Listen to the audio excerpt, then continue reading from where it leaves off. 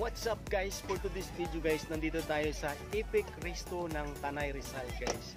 So ayan guys, explore natin tong lugar na to guys. At ang sabi nila guys, masarap daw yung pagkain dito. So let's go guys, try natin. Pala guys, kung bago pa lang kayo sa aking channel, please subscribe to my channel and hit the notification bell para updated kayo palagi guys sa aking mga vlog guys at sa aking mga adventure. So ayan guys, thank you so much, let's go! So as you can see guys, napakaganda dito sa lugar na to guys. Oh, ayan. So sa mga nagtatanong guys kung saan lugar to, dito to sa Tanay Rizal. Saka may entrance dito guys, 50 pesos yung entrance.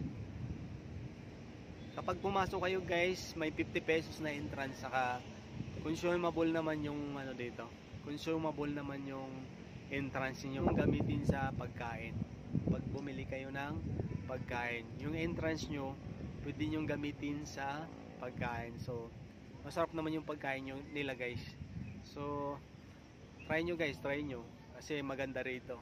Ayan, life size na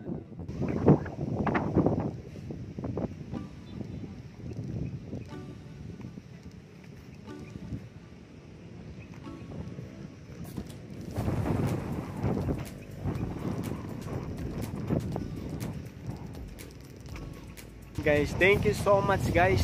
Don't forget to like and share this video guys, and also hit the notification bell para updated kayo palagi sa aking mga adventure guys.